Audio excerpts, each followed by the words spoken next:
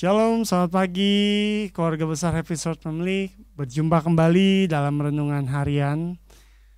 Pagi hari ini sebelum kita mendengarkan sharing kebenaran firman Tuhan, izinkan saya untuk menyanyikan sebuah pujian. Firman-Mu pelita bagi kakiku. Mari kita siapkan hati kita.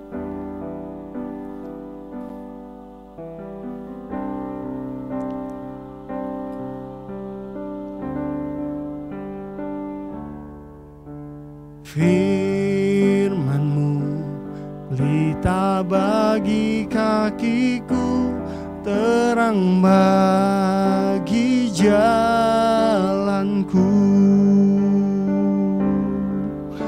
Firman-Mu pelita bagi kakiku, terang bagi jalanku. Waktu ku bimbang dan hilang jalanku, tetaplah Kau di sisiku, dan takkan ku takut asal Kau di dekatku, besertaku selamanya.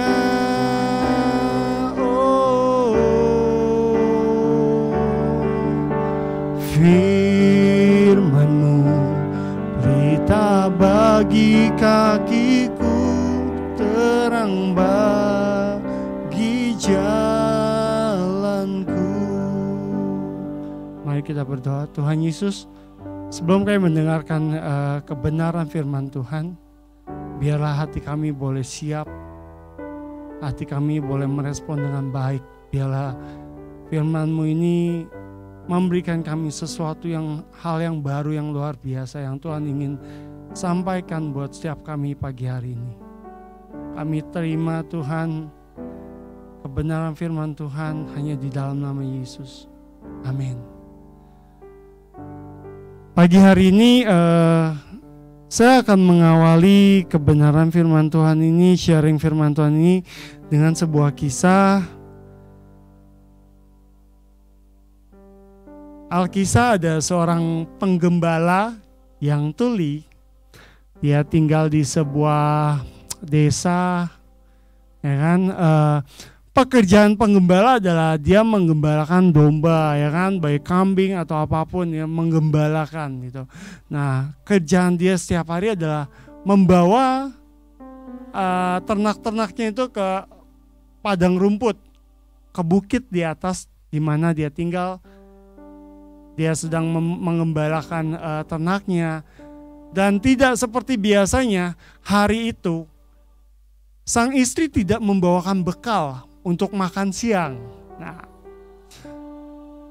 setelah menunggu lama, si gembala ini berpikir, waduh, saya ini nggak bisa nggak makan, karena kan di bukit itu nggak ada makanan, nggak mungkin dia makan rumput juga kan. Nah, akhirnya dia bilang, karena di situ cuma ada si pemotong rumput. Nah, si pemotong rumput pun ini sama-sama tuli. Nah, terus dia datang ke si pemotong rumputnya. Bahasa sehari-hari mungkin nih, bro, gue titip ya ternak gue nih, ya kan. Tolong diliatin, jangan sampai mereka nyasar atau mereka main jauh-jauh, mungkin mereka hilang gitu kan. Nah, terus karena si pemotong rumput ini sedang asik memotong rumput, gitu kan. Dia pun, karena si pemotong rumput ini tuli, dia melihat si penggembala ini ngomong apa sih gitu. Orang saya aja jauh-jauh motong rumput ini buat ngurusin ternak dia juga punya ternak kan, kambing gitu kan, dia juga punya ternak kan. Tapi karena si penggembala ini nggak tahu kalau si pemotong rumput ini tuli, jadi dia asal ngomong aja, bro jangan lupa ya titipan gue ya, tolong liatin ternak saya nih, jangan sampai mereka kabur kemana-mana. Nah, si pemotong rumput yang tuli ini dia berpikir, wong saya juga punya ternak juga, ini miara sendiri, ngasih makan sendiri gitu kan, karena dia nggak bisa mendengar apa yang dimintain tolong. Ya sudahlah, akhirnya karena si penggembala yakin kalau si pemotong rumput itu mendengar, dia pulang ke rumahnya di desa. Di bawah bukit itu dia pulang, ya kan. Sampai di rumahnya dia melihat ternyata istrinya jatuh sakit dan sedang dirawat sama tetangganya, istri tetangganya kan gitu kan. Akhirnya sudah, setelah itu dia mempersiapkan bekal, dia bawa kembali ke bukit di atas desanya. Dia bawa bekal gitu kan. Nah, nggak lama kemudian si penggembala ini dia bilang dia bawain seekor domba yang kakinya pincang. Yang kakinya pincang dikasih untuk si pemotong rumput. Waktu si penggembala datang, tuk, bro, nih ada domba buat kamu untuk sembeli buat makan malam, ya kan? Tapi berbeda hasil ketika si pemotong rumput dibawakan, dia melihat si penggembala bawa domba yang kakinya pincang. Ini yang semua bagi sama Bapak Ibu. Dalam kisah ini, si penggembala bermaksud baik. Dia bilang, nih bro, dombanya lu bisa potong, lu bisa sembeli, lu bisa makan buat makan malam. Tapi si pemotong rumput yang melihat hal itu, dia melihat gini, dia bilang, itu domba kenapa? Orang gua nggak apa-apain kok. Lagi pula gue juga kerjanya cuma motong doang. Kagak tuh domba nggak gua apa-apain kok. Kaki pincang jangan nyalain gua dong, gitu kan? Jadi karena dua-duanya tuli, si penggembala bermaksud untuk memberikan domba sebagai makanan malam. Si pemotong rumput berpikir, karena dia nggak mendengar kan apa yang dikatakan si penggembala.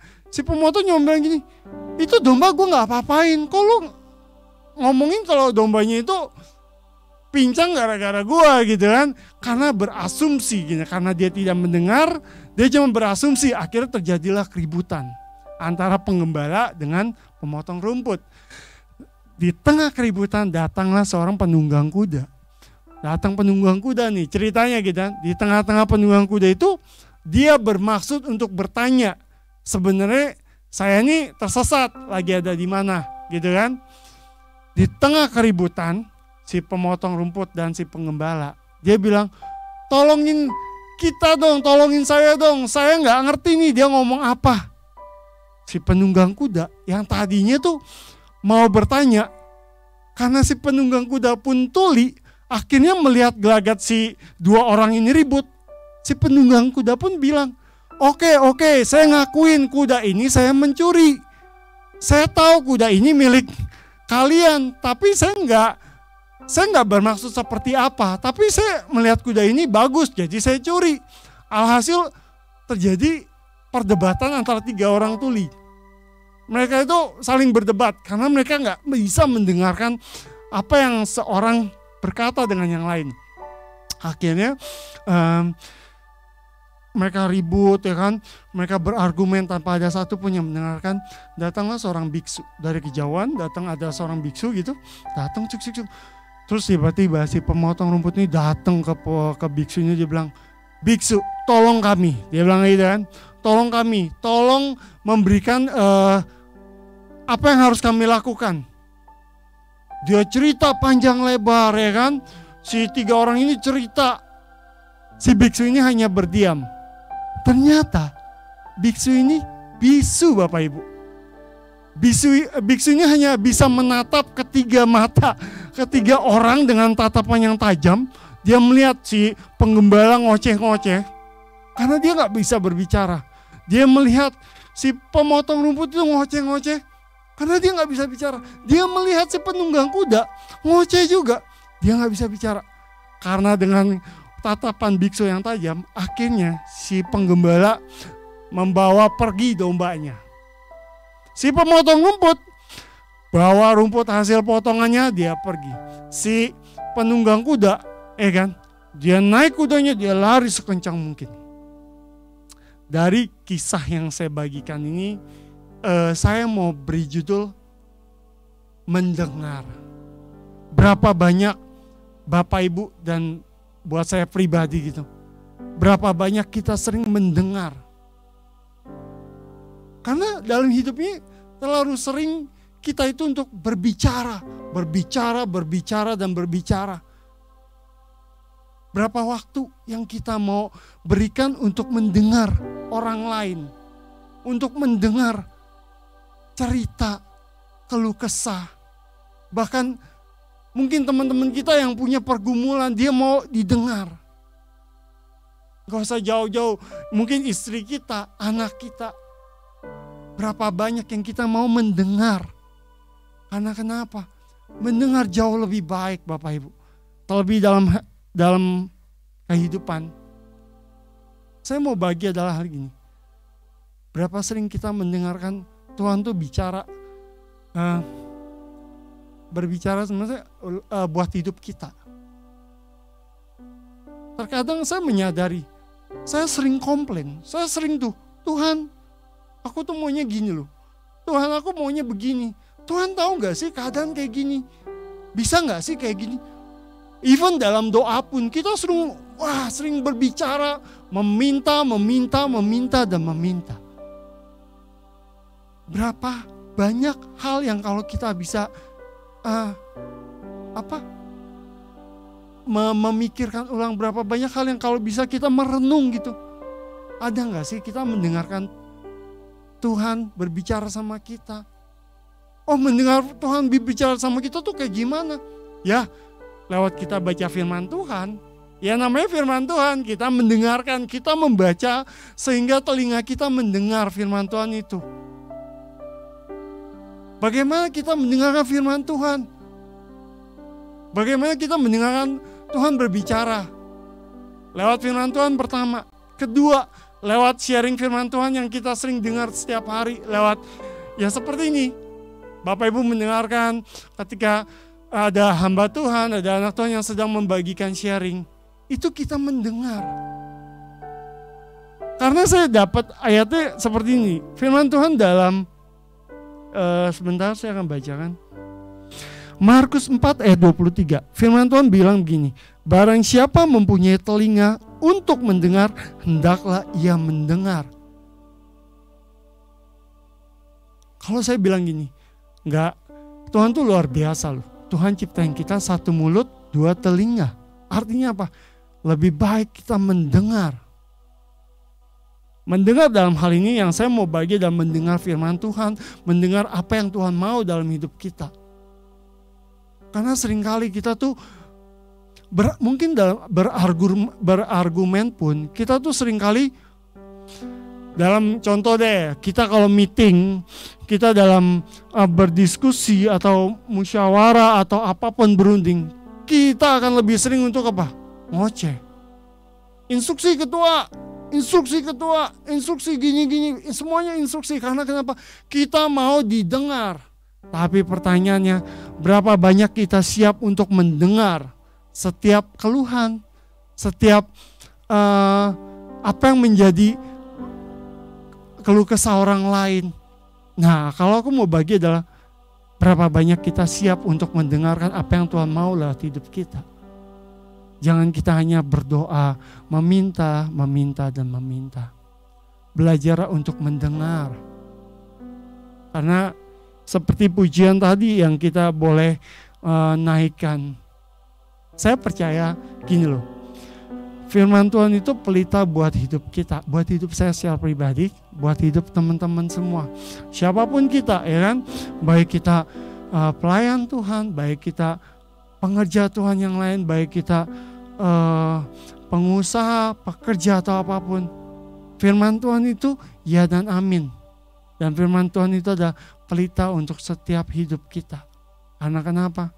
Namanya pelita, itu tujuannya adalah menerangi hidup kita di dalam dunia yang ya boleh dikatakan gelap, di dalam dunia yang kelihatannya semraut. Saya mau bagi buat kita semua yang mendengarkan sharing firman Tuhan hari ini adalah baiklah kita belajar mendengarkan firman Tuhan, mendengarkan apa yang Tuhan mau dalam hidup kita. Mungkin gak gampang, saya akui. Terkadang dalam mendengarkan itu banyak hal-hal yang saya komplain. Kok kayak gini sih Tuhan? Firman Tuhan bilang kan, carilah dahulu kerajaan Allah dan kebenarannya, maka semua itu akan ditambahkan kepadamu.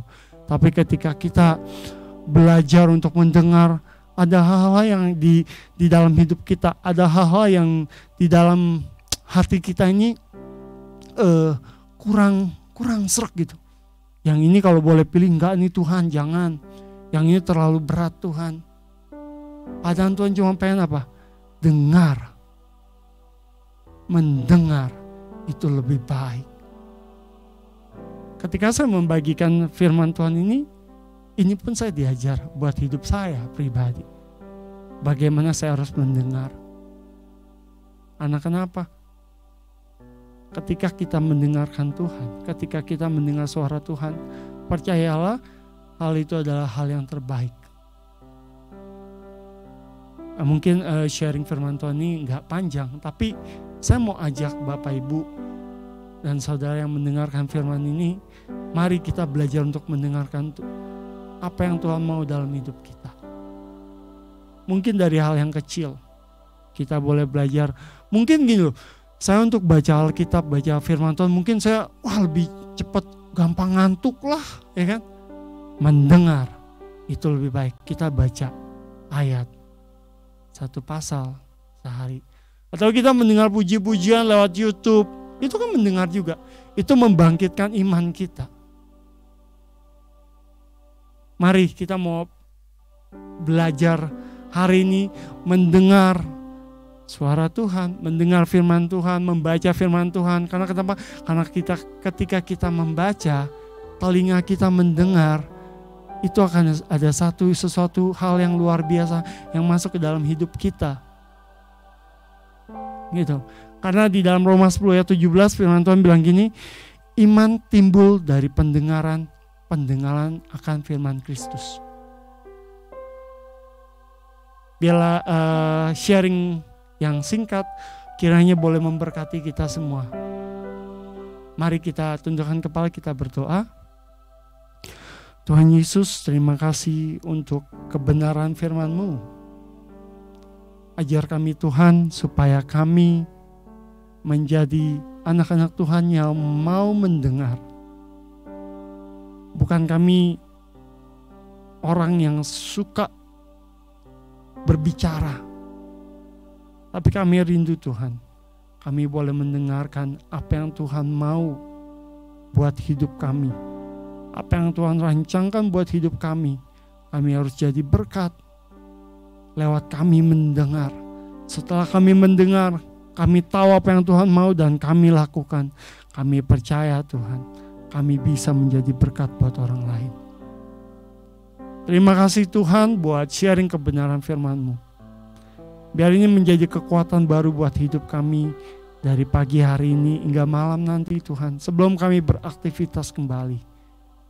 Kami mohon pimpinan-Mu dalam pekerjaan kami mulai pagi hari hingga malam Tuhan. Biar Tuhan hidup kami boleh menjadi berkat dimanapun kami berada. Terima kasih Tuhan. Hanya di dalam nama Tuhan Yesus kami berdoa dan mengucap syukur. Amin.